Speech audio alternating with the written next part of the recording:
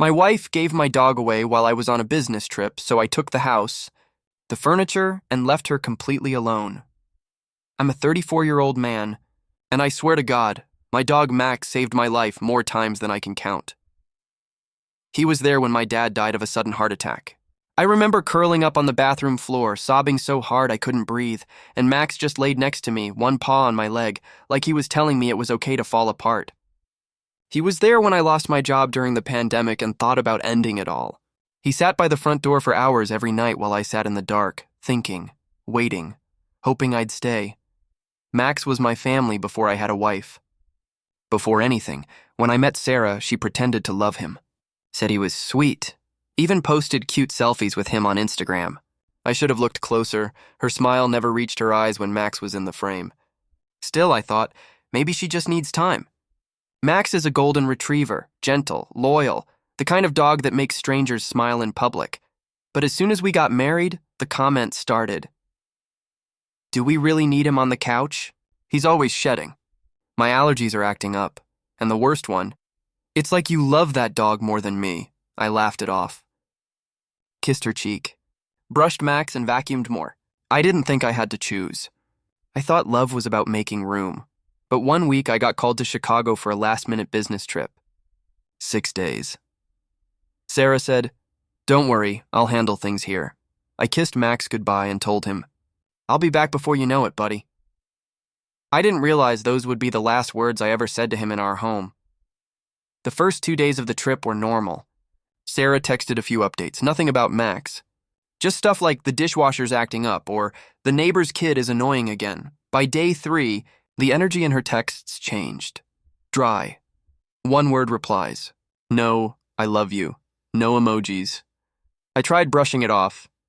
Maybe she was just stressed. But I couldn't shake the feeling. So I texted, "Hey, can you send me a pic of Max?" Missing his face today. No reply. That night I called. She picked up, but only for a second. "I'm about to sleep," she said quickly. No background noise. No collar jingling. No bark, nothing. "Wait, where's Max?" I asked. Silence. "He's fine." Sleeping downstairs. "He's been clingy and weird lately." Then she hung up. Weird? Max? That dog never left the living room couch unless I did. He followed me to the bathroom like a shadow. He knew I was away. He always got more anxious when I traveled. The next day I tried calling again. Straight to voicemail. I told myself to calm down. Maybe her phone died. Maybe she was just annoyed. But in my gut, something felt off, so I did what any panicked dog dad would do. I texted, "Can you FaceTime me later?" "I want to see Max." The reply came 5 hours later. "He's asleep." "I'll try tomorrow." I reread that message a dozen times. It felt cold, scripted, not like her, not even like angry her. Then the kicker. On day 5, I woke up to see that her location was turned off. She never did that. Ever. It wasn't just about Max anymore. Something was happening. And I had no idea that while I was trying to hold my marriage together over text, she had already made a decision I'd never forgive her for. By the time my flight home rolled around, I was barely functioning. I'd been checking my phone every hour, waiting for some proof of normalcy, some picture, some update, anything. But all I had were short, dry texts that felt like they were written by a stranger. At the airport, I called her again. Straight to voicemail. My chest felt heavy. I couldn't focus on anything but Max. I had this gnawing pit in my stomach that something terrible had happened. When I finally landed, I didn't even stop for luggage. I called an Uber straight home. The whole ride, I rehearsed the conversation in my head. She's probably mad about something stupid. I'll apologize. We'll move on. Max will be wagging his tail when I open the door. Only, he wasn't. The second I opened the door, the house felt wrong. Empty, quiet, no excited barking, no paws racing across the floor. Just silence thick enough to choke on. "Max?"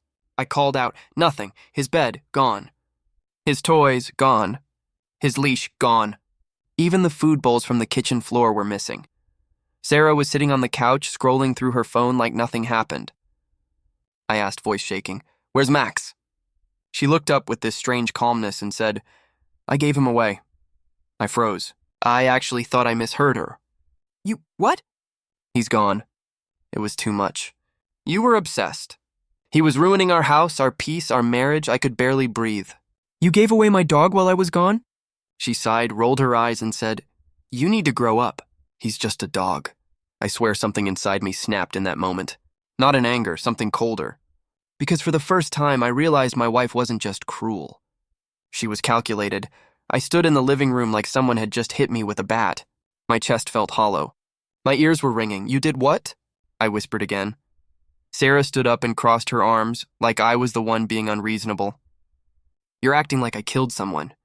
He was just in the way all the time. In the way? I could feel my voice rising. He was my family, Sarah. He was mine before you ever showed up. You had no right. She cut me off. I had every right. I live here too. And frankly, it was becoming weird. You acted like he was your emotional support animal or something. I didn't say anything, because he was. You need help, she added, her voice calmer now, patronizing. He was holding us back. I did what was best for us. I walked into the hallway, opened the closet where his leash usually hung. Gone. His harness, too. The food bin? Dumped. The treat jar? Empty.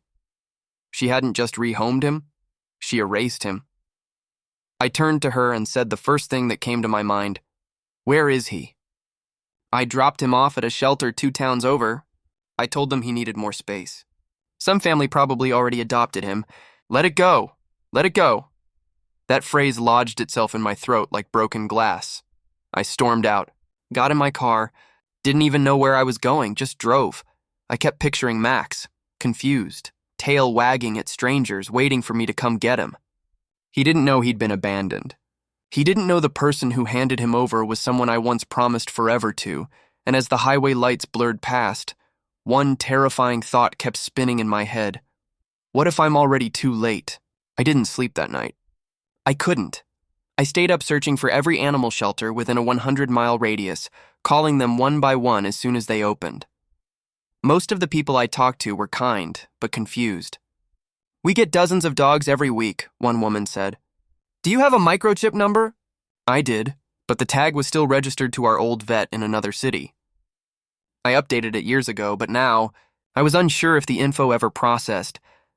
On the 5th call, someone finally said something that made my heart stop. Golden Retriever, male, about 6 years old? Yeah, I think he was dropped off 3 days ago. The woman said her husband had passed and she couldn't care for him anymore. I swallowed hard. That's him. That's Max. Is he still there? She paused. He was adopted yesterday. A family came in and fell in love with him. The floor seemed to vanish from under me. I asked desperately, Can I get their info? I'll explain everything. I'll pay anything. I'm really sorry, she said gently. We legally can't give out adopter information. He's not yours anymore. He's theirs now. I didn't even remember driving home. My head was spinning. My throat was raw. My eyes burned. I walked through the front door in a daze, and Sarah was in the kitchen, sipping coffee like it was just another Tuesday. Well? She asked, without even turning to look at me. Find him? I didn't answer. I just stared at her. You're acting like I gave away your child, she scoffed. I didn't respond. I just walked past her, numb, because in my heart, it felt like I had lost a child. And worse. The person who did it was the one who vowed to never hurt me. I couldn't hold it in anymore. The moment I walked into our bedroom, I slammed the door so hard the walls shook. You gave away my fucking dog, I shouted. Sarah appeared in the doorway, unfazed. Lower your voice. You're being dramatic. Dramatic? I said, laughing bitterly. You don't get to erase 6 years of my life and call it dramatic. You don't get to take away the one soul that's been with me through everything and sip your coffee like it's nothing. She leaned on the doorframe, arms crossed. You love that dog more than me. I did us both a favor, my voice broke. I did everything for this marriage. I compromised. I adjusted. I made space for you. And all you've done is slowly erase me one piece at a time. Oh, please, she rolled her eyes. It's always about you. Your dog, your grief, your precious routines. I married a man, not some broken boy who needed a mutt to function. I stood there, stunned. She didn't just give Max away, she meant to. This wasn't a heat-of-the-moment decision. This was calculated, cold. I stared at her and said, You killed something in me. She didn't flinch. Then get help, she replied. See a therapist. Work on your issues. Or don't. But either way, this is your mess now. That night, I couldn't sleep. I kept staring at the empty floor where Max's bed used to be. I couldn't cry anymore. I felt hollow, like a ghost in my own home, and somewhere around 3 a.m., a thought settled into my mind. Quiet, unshakable. If she could do this to Max, what else was she capable of? The next morning, I woke up still in the clothes I wore yesterday. The house was too quiet, too clean, sterile, like she'd already scrubbed every trace of Max and me out of it. Sarah had gone out to get groceries. I didn't ask. I didn't care. I sat at the dining table staring at her laptop. It was open, screen glowing, unlocked. I knew it was wrong, but something told me the truth wasn't going to come from her mouth. Not anymore. I clicked into her email. The first thing I noticed was the pinned thread at the top, a name I didn't recognize. Ryan.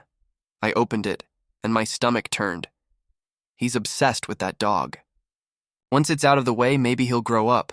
You should have just moved in with me already. You don't owe him anything. He's emotionally weak, easy to control. There were dozens of messages, flirty, late night, some dated back months. She'd been emotionally checked out long before Max was even gone. One attachment caught my eye. A listing for an apartment in another city, under both their names. She was planning her exit, without me. And Max? Max was just the first thing she got rid of to clear her path. I sat there for a long time, staring, numb. She wasn't just selfish, she was strategic. Everything started making sense. The coldness, the timing, the casual way she destroyed something I loved. This wasn't about a dog, it was about control. She wanted me. Broken, quiet, dependent. But she didn't know who she was dealing with. I emailed myself every screenshot, every thread, every PDF, backed them up in cloud storage.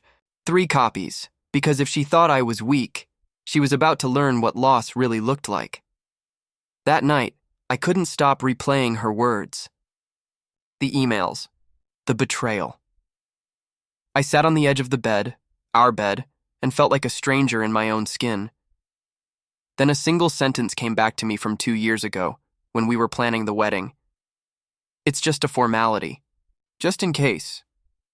The prenup. At the time, I hadn't even read it closely. Sarah pushed for it, said it was to protect her future art studio. I was in love. I signed now. That document might be the one card I had left. I went to the fireproof lockbox in the closet, pulled out the envelope, sat down and read it like my life depended on it, and then I saw it. Page 7, under marital asset clauses. In the event of malicious destruction or unauthorized disposal of the other party's property, the violating party forfeits any legal claim to shared marital assets. I read it again and again. My heart started racing. Max was legally mine. I adopted him before the marriage. He was registered to me, tagged to me. I had vet records going back years. Sarah had taken him while I was out of state, without consent. That wasn't just cruel. That was intentional sabotage of personal property. For the first time in days, I felt a flicker of power return. This wasn't just about loss anymore. It was about leverage. I called my lawyer the next morning. Told him everything. I emailed the shelter receipt, vet records, and the screenshots from her laptop. He didn't say much, just paused, then said, "You might have more control here than you think." Didn't sleep that night, not because of sadness, but because a plan was forming, and I was done being the one left, empty-handed. After I met with the lawyer, something in me shifted. I stopped begging for explanations. I stopped reacting. I stopped bleeding in front of her. I went quiet. I played nice. And Sarah, she mistook it for surrender. "I'm glad you're finally calming down," she said one night as we watched TV. "This could still work, you know, if you'd just focus on us." I nodded, smiled. Inside, I was calculating everything. The lawyer said we needed a clean paper trail, proof that I wasn't retaliating. So I kept things cordial. But behind the scenes, I was moving in silence. I opened a new bank account in my name only. Transferred small amounts from our joint savings. Nothing that would raise alarms. I got a P.O. box. Rented a short-term storage unit. Told her it was for decluttering. She didn't even question it. I started moving valuables out. My dad's watch, family photos, electronics I paid for. A few things every few days, quiet, clean. I even took pictures of every room in the house before anything changed. Before she could try to flip the narrative, one night I told her, "I think you were right. Maybe I was too attached to Max. Maybe therapy isn't a bad idea." She kissed my cheek like she'd won. I let her believe it. The truth? That kiss felt like the last time I'd ever let her touch me, because I wasn't just planning a divorce. I was preparing an evacuation. I gave her no clues. No warning. And every time I saw that smug little smile on her face, the one she wore when she thought she was in control, I reminded myself, she was standing in a house that wouldn't belong to her much longer. I couldn't shake the thought that Max was out there, confused, waiting, still hoping I'd come for him. I knew I was building my exit, but there was a hole in my chest I couldn't patch, so I did the one thing I hadn't tried yet. I went public. I posted a thread online. Not with Sarah's name. Not with anger. Just the story. My wife gave away my dog while I was on a work trip. If you adopted a golden retriever named Max from a shelter in the last few days, please reach out. I included pictures. One of him in the snow. One of us at the lake. Him curled up on the couch. It exploded. Tens of thousands of shares. Hundreds of comments. People were furious on my behalf. It felt like strangers were screaming the grief I'd kept locked inside. Then, 3 days later, I got a message. "Hi, I think we might have your dog." My hands shook as I opened it. A woman named Elise, a mother of 2. She said her kids had fallen in love with Max at the shelter and begged to take him home. She sent a photo. It was him. That dumb tilted head, those soft, searching eyes. My heart cracked open. I drove 4 hours that night. Didn't even think about work or sleep or Sarah. Just go. When I got there, Max saw me from across the yard. He barked once, froze, then launched at me, tail wagging, whining, crying, like he was trying to tell me everything all at once. We both cried, but Elise pulled me aside gently and said, "We love him. My daughter sleeps with him every night. He's part of our family now," I nodded, choked back tears. I didn't want to break another little girl's heart, even if mine had already shattered. So I hugged him goodbye. Again. When I got back home that night, I didn't say a word. I walked in, dropped my keys on the table, and went straight to the bathroom to wash Max's scent off my hands. The ache in my chest was unbearable, like I'd buried him twice. Sarah was in the living room, half watching some reality show. She glanced up and asked, "Where were you?" "Out," I said flatly. She shrugged. "You're still being weird. You know that, right?" I did what I had to do. "It's not like I killed him." I turned and looked at her, really looked. She had no remorse. No second thoughts. Just casual cruelty dressed up in fake concern. Then she said it. The sentence that broke whatever thread of tolerance I had left. I was thinking, we should repaint the walls now that the dog stench is gone. Dog stench, that was Max, my companion, my anchor, the one being who never hurt me. I walked to the bedroom, shut the door, and opened the folder on my laptop titled Exit Plan. Inside were the legal files, photos, screenshots, transaction logs. My lawyer had everything he needed. I clicked send. The next morning, I woke up before her. I made coffee, packed the last box from my closet, took one final walk around the house, my house. On the kitchen table, I placed the envelope, divorce papers, prenup clause circled in red, a printout of her email to Ryan, and a post-it note with 3 words, "You erased Max." I didn't slam the door. I didn't yell. I just left, quiet and final. I didn't want to see her face when she realized what I'd done, because this time, I was the one who disappeared. A week later, I came back, but not to stay, just to collect. I'd scheduled the movers early in the morning, while she was still at her sister's. My lawyer had already filed the paperwork. With the prenup in place and proof of malicious intent, I had every legal right to claim what I brought into the marriage, and more. Room by room, I stripped the house bare. The TV, mine, the couch, bought on my card. The espresso machine she loved, a gift from my mom to me. I even took the rug she used to complain about. She said it didn't match the vibe. I smiled as I rolled it up. By noon, the only things left were her clothes, a dining chair, and a chipped coffee mug. But before I walked out for the last time, I left her one last note, taped to the wall where Max's bed used to be. You gave away what I loved. Now you know what that feels like. I didn't wait for her to find it, but she did. That night, my phone blew up, texts, calls, even a voicemail that started with sobbing and ended with her screaming that I had ruined her life. I didn't respond. She messaged again the next day. You're being cruel. I was trying to help us. I didn't mean to hurt you. I blocked her number. You don't accidentally give away someone's best friend. You don't accidentally erase their memories. You don't fix a marriage by stabbing it in the heart. She thought I'd fall apart without her, but the truth is, I already did. When I lost Max, now she was sitting in a hollow house. No warmth, no comfort. No furniture. No control. Just silence.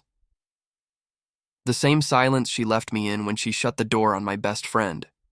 For a while, I wondered how long it would take her to realize I wasn't coming back. I didn't answer her texts. I ignored her calls. I didn't rise to her baited voicemails where she cried one second and cursed me the next. The silence must have eaten her alive. Then came the messages to mutual friends. He's unstable. He abandoned me. He's obsessed with that stupid dog. But what she didn't count on was the truth coming out. I sent a few close friends the screenshots of her emails to Ryan, the shelter logs, the timeline. I didn't ask them to take sides.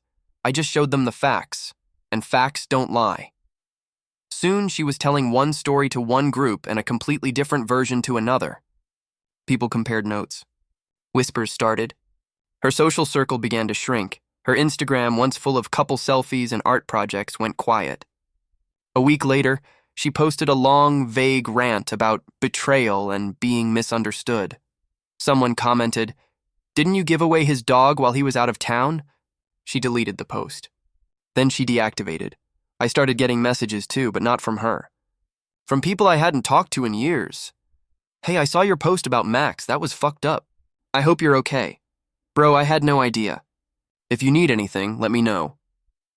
One guy I barely knew from college even sent me a photo of his golden retriever, captioned, "For Max." I never expected strangers to be kinder to me than the woman I married, but here we were. She thought she was silencing me by taking Max away.